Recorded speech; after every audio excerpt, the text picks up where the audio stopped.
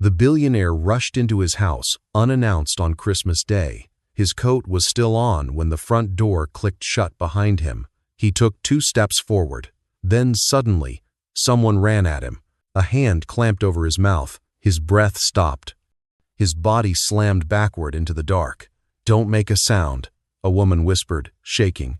"Please." It was Cynthia, his black maid. She dragged him into a narrow storage closet and shut the door just enough to leave a thin crack. Her finger pressed hard against his lips. Raphael could hear his own heart pounding in his ears. Footsteps moved across the marble floor.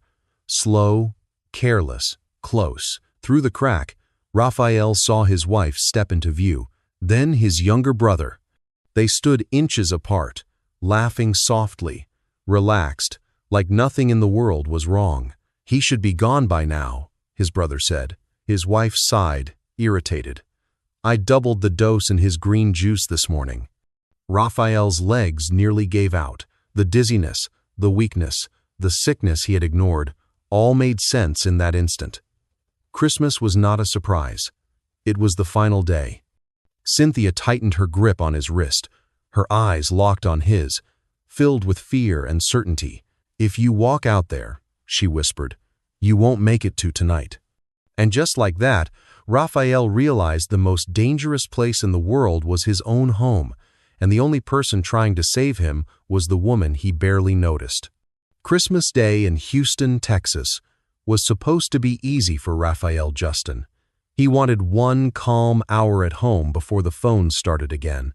So he left his office early, drove straight to the mansion, and told no one.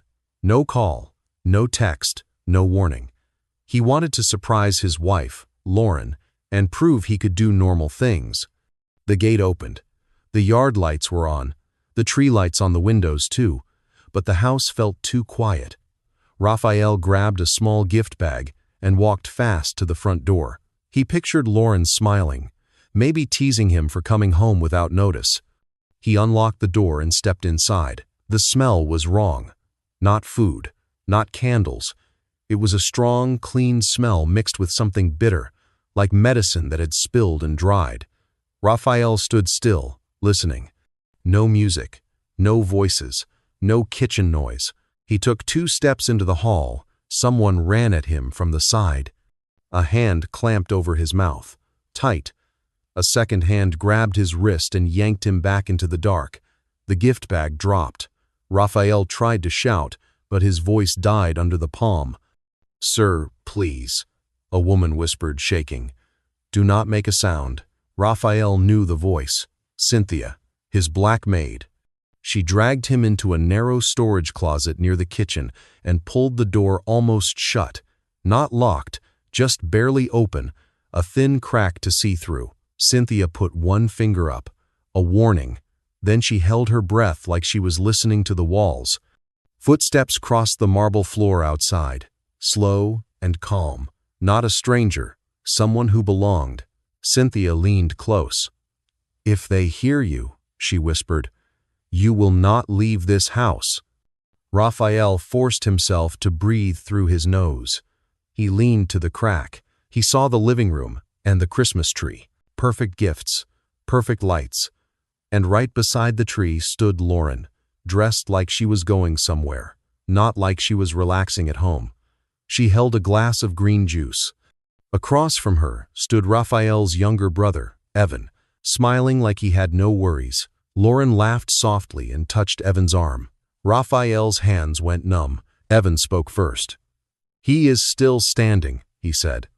"How is he still standing?" Lauren's voice stayed calm. "I doubled the dose," she replied.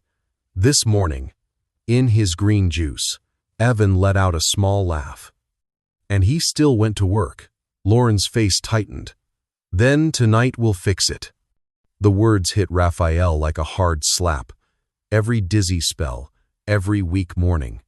The times he had to sit down in his office and pretend he was fine. He had blamed long hours. He had blamed age. He had blamed anything except this. His own wife, his own brother. Cynthia's fingers gripped his wrist, steady and firm. She was telling him, "Stay quiet. Stay alive. Lauren turned toward the kitchen. Raphael pulled back into the closet as her heels clicked closer, then stopped. A drawer opened. Metal clinked.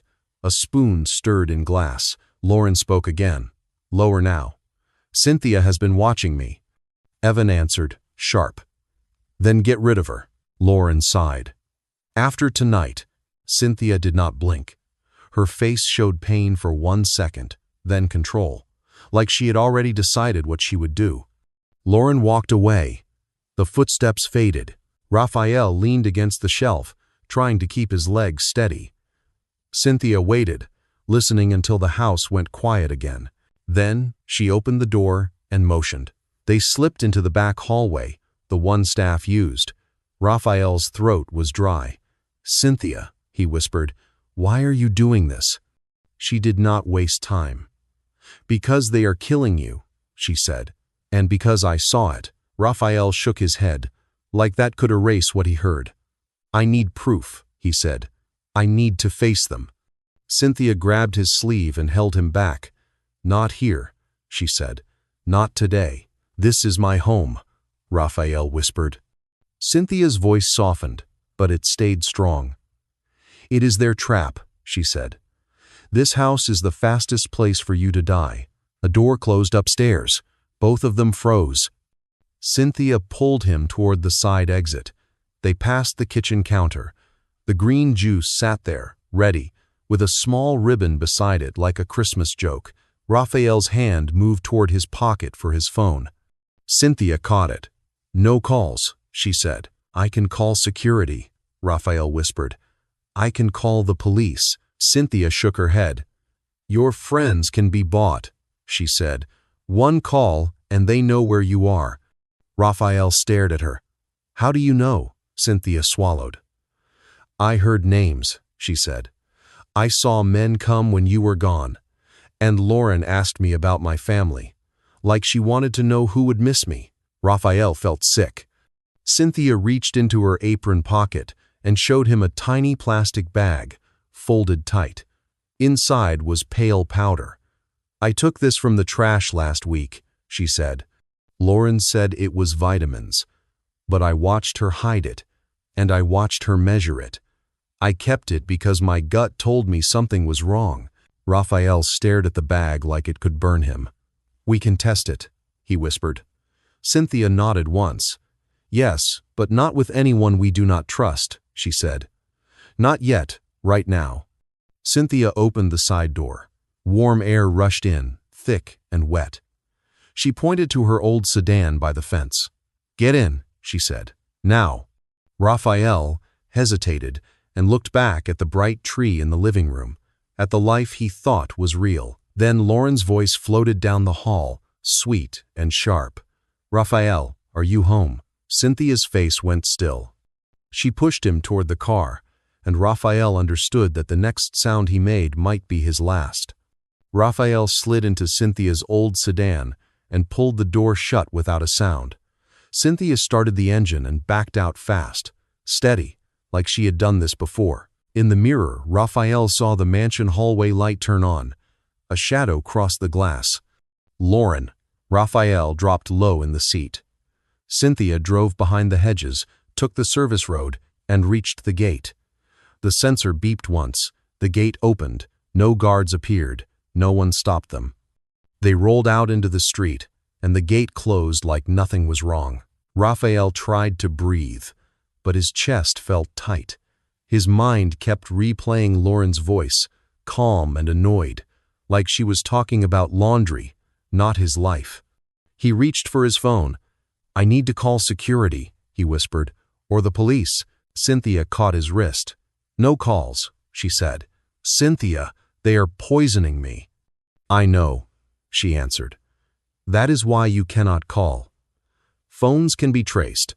Watches can be traced. Cars can be traced. Your wife has access to your systems. Your brother has money to buy people. One call gives them your place. Raphael stared at her. The word buy made his stomach twist. He had used money his whole life, but he had never thought of it being used to erase him. I have a friend, Raphael said. Captain Miles. He will help." Cynthia shook her head. "I heard that name in your house," she said. "I heard it with your brother's voice. I do not trust him." Raphael wanted to fight her on it, but a wave of sickness rose. He leaned forward, breathing through it, feeling weak, angry, and ashamed all at once. He was a man who signed billion-dollar deals, but he could not even keep his own body steady. Cynthia drove through Houston streets dressed for Christmas. Lights, traffic, people with bags, families smiling. Raphael watched from the back seat like a stranger looking through glass. He felt cut off from normal life, like he was already gone. Cynthia turned into a scrapyard lot and stopped near a bin of broken parts. Metal and old cars stood in piles. A worker glanced at them, then looked away. "What are we doing here?" Raphael asked. Cynthia held out her hand. "Your phone," she said. "Your watch." Raphael hesitated. His watch was a gift from his father. His phone held everything, his accounts, his contacts, his codes. Giving them up felt like losing his name. Cynthia did not beg. She just waited. Raphael unclasped the watch and placed it in her palm. Then he handed her the phone. Cynthia rolled down the window and threw both into the bin. They disappeared with a hard clank. Raphael flinched. "That was my life." Cynthia kept her voice calm. "That was their map," she said. "Now your signal ends here. If they track you, it stops in a scrapyard. That buys time." Time was the one thing Raphael needed. Cynthia drove into a part of Houston Raphael never visited. Small houses, cracked sidewalks, puddles, barking dogs, kids on bikes. People looked at the car, then looked away. Cynthia parked behind her house in a narrow alley and pointed to the back door. "Head down," she said. "Stay close." Raphael followed her inside. The house was small, but clean. It smelled like soap and fried food. A tiny plastic Christmas tree sat on a table. No gifts. A single red bough hung on the wall like someone tried to keep hope alive with almost nothing. Cynthia locked the door, then locked it again. She closed the curtains. "Sit," she said. Raphael sat on the couch, and the moment he did, his body gave up. Heat rushed through him. Sweat soaked his shirt. The room tilted. "I'm fine," he tried to say. Cynthia touched his forehead and pulled her hand back. "You are burning," she said. She brought a bowl of water and a cloth and wiped his face. Her movements were quick but gentle. Raphael stared at her hands and felt a sharp pain in his chest, not from sickness, from guilt. Those hands had cleaned his home, washed his dishes, made his bed, and he had barely learned her name. "Why are you helping me?" he whispered. Cynthia did not look away. "Because I saw what they were doing," she said. "And because I know what it feels like to be powerless." She paused, then spoke lower. "My brother died because someone cut corners with medicine. People said it was bad luck. It was not. It was greed. Since then, I watch. I listen. I keep what looks wrong." Raphael remembered the small bag of powder Cynthia had shown him. He believed her. He also believed something worse, that Lauren had planned this for a long time. He tried to sit up. "We need proof," he said. "We need to expose them." "We will," Cynthia said. "But first you live." A knock hit the front door. Raphael froze. Cynthia lifted one finger for silence, then moved to the curtain and lifted a corner. A car sat across the street with its engine running. The driver did not get out. Cynthia lowered the curtain.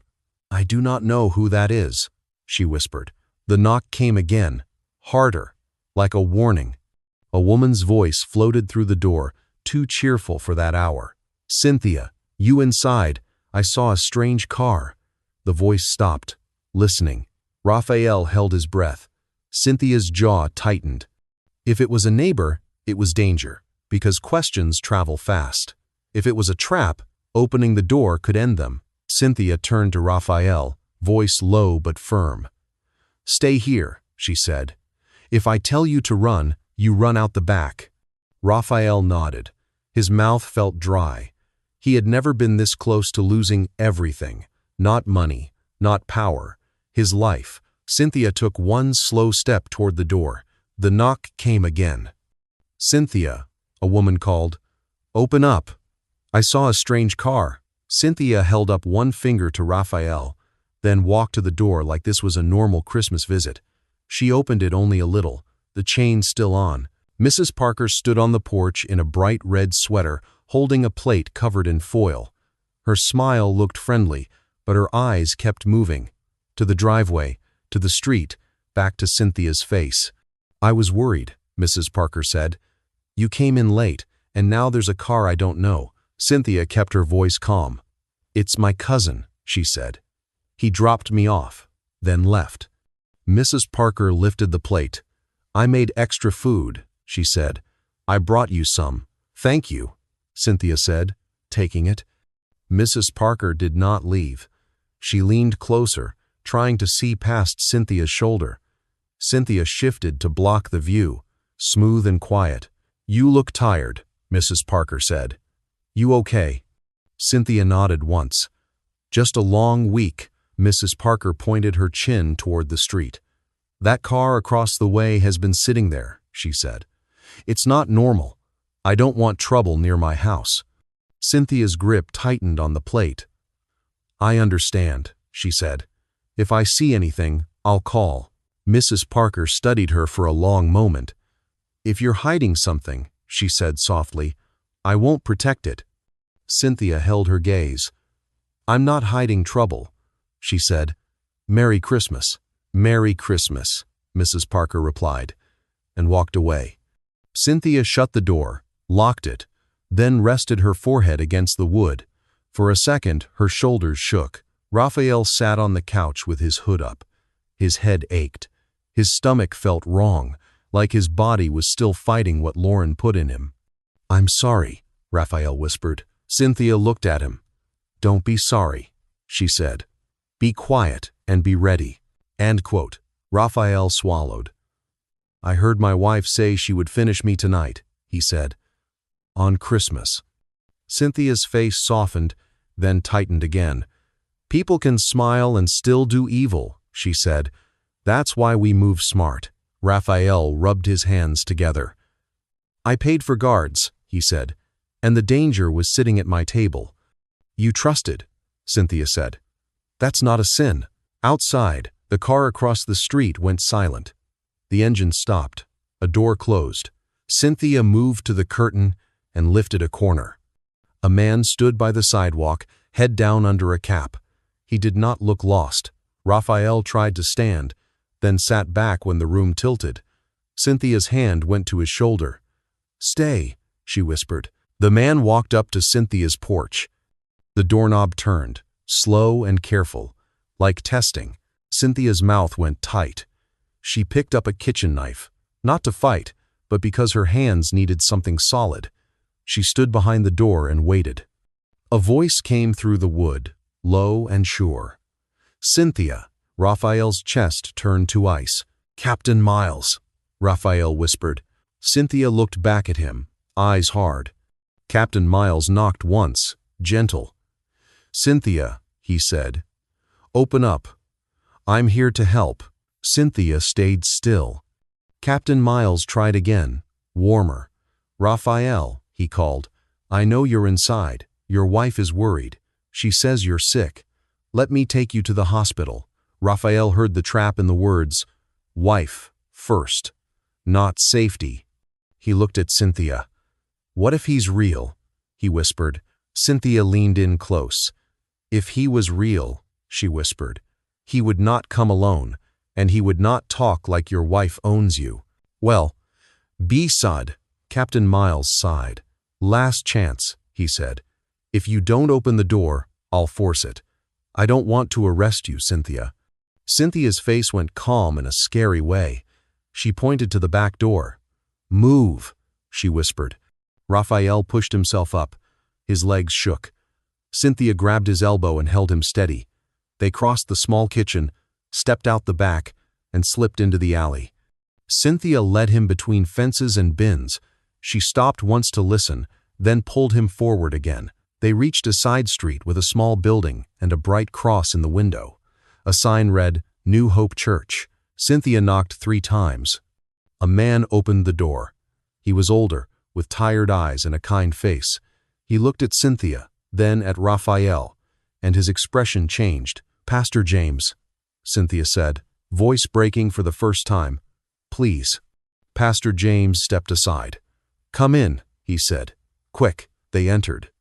The church was quiet, plain, and warm. Raphael sat in a chair, breathing hard. Cynthia stood near him, still ready to run. Pastor James locked the door, then turned. "Tell me," he said, "what's happening?" Raphael's voice came out rough. "They're trying to kill me," he said. "My wife and my brother." Pastor James looked at Cynthia. "And you pulled him out?" Cynthia nodded. "I heard them," she said. "I have proof, but not enough. We need to do this right." Raphael lifted his head. "We need evidence that holds," he said, "or they will twist this and bury her." Pastor James nodded once. "Then we move careful," he said. "No panic, no noise. We build the truth piece by piece. I have sent it." Pastor James led them to a back room with a couch and a table. He brought water and a medical box. Cynthia opened her palm and showed the plastic bag of powder she had saved. Pastor James wrapped it in a clean cloth and set it aside. "We can test this," he said. "A nurse from our church works at a clinic. She trusts me." "No police yet." Raphael looked at Cynthia. "You risked your life for me," he said. "And I treated you like you did not matter." Cynthia's eyes filled, but her voice stayed firm. "Live first," she whispered. "Then make it right." Outside, somewhere in the distance, sirens wailed. The church was quiet inside, but outside Houston was still awake. Christmas music drifted from distant houses. Cars passed. People laughed like nothing bad could happen. Raphael sat in the back room on a small couch. His fever had eased, but his body still felt weak. Cynthia stood near the door, listening. Pastor James opened a first aid box and checked Raphael's eyes with a small light. "You need a doctor," Pastor James said. "Not a hospital," Raphael replied. "If Lauren paid Captain Miles, a hospital is not safe." Pastor James nodded. "Then we use someone we trust," he said. He made one call, short and quiet. When he ended it, he looked at Cynthia. "Nurse Kayla is coming," he said. "She works at a clinic. She won't talk." Cynthia glanced at the powder on the table. "We also need proof from the house," she said. "Words won't save you." Raphael stared at the bag. "Lauren will act like I'm confused," he said. "She will blame Cynthia." Pastor James leaned forward. "Then we give the world something they cannot deny," he said. A heavy knock hit the front door of the church. Another knock came, slower. A man's voice followed. "Pastor James, it's Captain Miles." Raphael felt his mouth go dry. Cynthia's hand moved toward the back exit, but Pastor James raised his palm. "Stay," he whispered. "If you run, he knows." Pastor James walked to the front and opened the door. "Captain," he said, "Merry Christmas." "Merry Christmas," Captain Miles answered, but his tone was hard. "I need to look inside." "Why?" Pastor James asked. "A woman called," Captain Miles said. "She said a suspicious man is hiding here. A missing husband." Pastor James stood still. "This is a church," he said. "Do you have a warrant?" Captain Miles gave a tight smile. "Pastor, don't make this hard," he said. "His wife is scared. He needs help." Pastor James spoke slow. "A scared wife is not a warrant," he said. "If you want to search, bring papers." Silence hung between them. Captain Miles leaned closer. "If you are hiding him, you are risking your life," he said. Pastor James did not move. "I know what risk looks like," he replied. "Today it is on my steps." Captain Miles stared, then backed away. "This is not done," he said. Pastor James locked the door and returned to the hall. "He is fishing," he said. "Lauren sent him." Raphael stepped out from behind the wall. "So she already started a story," Raphael said. Cynthia's voice stayed low. "She will say you ran off," she said. "Anything that buys her time." A soft knock came at the side door. Cynthia checked through the window. A woman in blue scrubs stood there with a bag.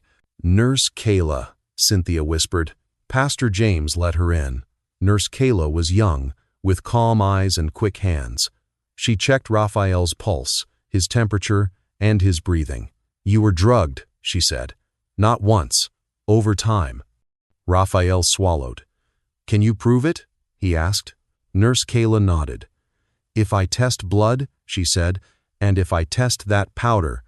She took a small sample from Raphael's finger.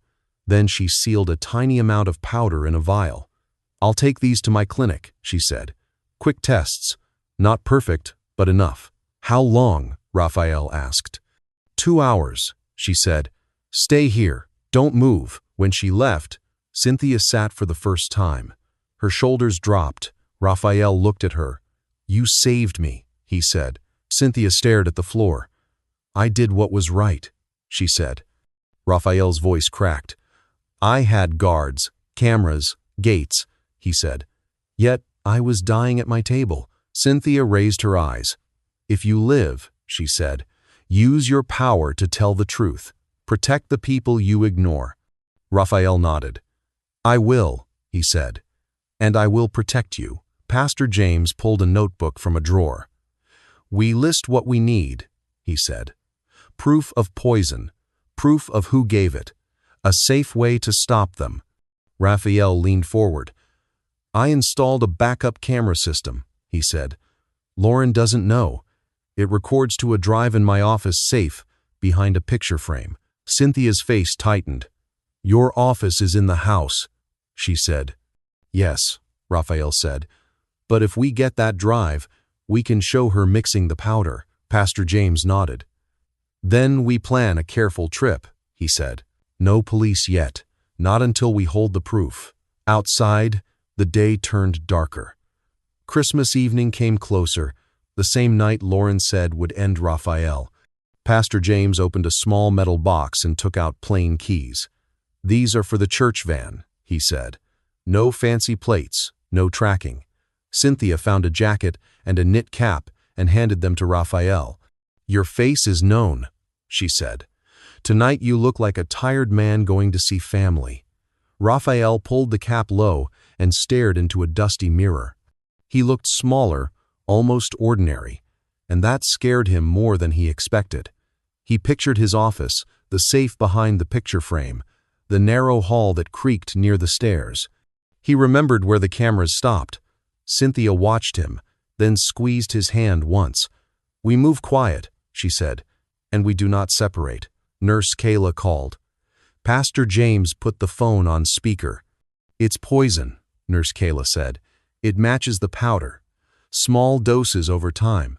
A double dose could stop his heart." Raphael closed his eyes. Cynthia pressed her hand to her mouth. Nurse Kayla continued.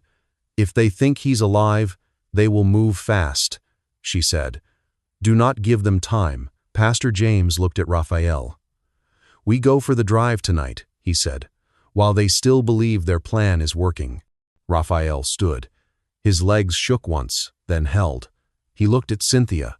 "We go together," he said. "We come back with the truth." The church van rolled through Houston on Christmas night. Pastor James drove. Cynthia watched the mirrors. Raphael stayed low in the back, cap down, trying to stay steady. They reached the street near the mansion. Tree lights glowed in the windows like nothing was wrong. Pastor James parked a block away. A car slowed near the corner. Headlights swept across them once, then moved on. Raphael felt his breath catch. Cynthia guided him behind a parked truck until the street went quiet again. Only then did they step out. Cynthia spoke low. "No talking. Move fast." They used the side path to the service gate. Cynthia entered the code. The gate beeped and opened. Inside, soft music played, the kind meant to calm people. Raphael felt sick at the thought. He followed Cynthia through the staff corridor, away from the main rooms. They paused at the kitchen corner. Voices carried. Lauren said, He always comes down for dinner, Evan replied. Or he's already down. Cynthia pulled Raphael on. At Raphael's office door, he unlocked it with a key hidden in his shoe. Inside, his wedding photo hung above the desk. He did not look at it. He lifted the frame, found the hidden panel, and opened the safe with shaking fingers. His legs felt weak as he crossed the room. For weeks he had blamed work for the sickness, but now he could feel the poison still sitting in him like a slow fire. He opened a drawer, and his fingers brushed a small card Cynthia once left on his desk. "Merry Christmas, thank you." He had dropped it there and forgotten it. Shame rose in his throat. Cynthia stood in the doorway, shoulders squared, eyes scanning for danger. Raphael understood he was alive, because she noticed what he refused to see, and she chose courage. He grabbed the backup drive and pressed it into Cynthia's hand. "If they search me, they find it," he whispered. Cynthia slid it into her pocket. A floorboard creaked outside. They froze. A key turned. Cynthia pulled Raphael behind the curtain by the window. They held still. The door opened. Evan walked in. Lauren followed, holding a glass of green juice. Evan searched the desk drawers, fast. "The captain went to the church," he said.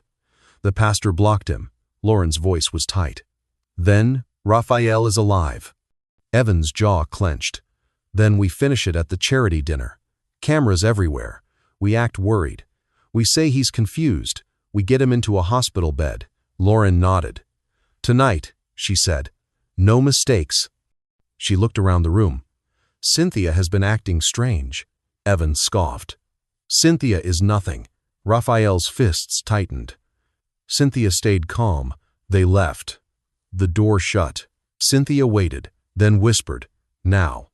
They slipped out through the corridor and back to the service gate. The van was running before they reached it. The charity dinner was downtown at a hotel ballroom dressed for Christmas. They entered through a side staff door. Nurse Kayla waited with a small laptop. Raphael handed her the drive. She plugged it in and clicked a file. Video appeared. Lauren in the kitchen, measuring pale powder into a glass. Evan beside her. Lauren stirring, smiling, carrying the drink away. Raphael's throat burned. "That's proof," he said. Kayla nodded. "It matches what's in your blood," she said. Pastor James said, "No local police." Kayla made one call. A federal agent arrived and watched the clip twice. Her face stayed hard. "This is attempted murder," she said. Raphael pointed to Cynthia. "She saved me," he said. "Protect her." The agent nodded. "We will. Are you ready to face them?" Raphael took one slow breath. "Yes." Agents moved into place. Behind the ballroom curtain, Raphael heard Lauren speaking on the microphone, sweet and smooth, wishing everyone Merry Christmas. Cynthia touched his arm. "Stay close," she whispered. Raphael stepped into the ballroom. The room went quiet in waves. Heads turned. Someone dropped a glass. Lauren's smile froze. Evan stepped back. Lauren hurried down from the stage, hands open like a loving wife. "Raphael," she said, "where have you been?" Raphael kept his voice calm. "You were not scared," he said. "You were angry I was still alive." Lauren's mouth opened, then closed. The federal agent stepped forward. "Lauren Justin, you are under arrest." Cuffs clicked.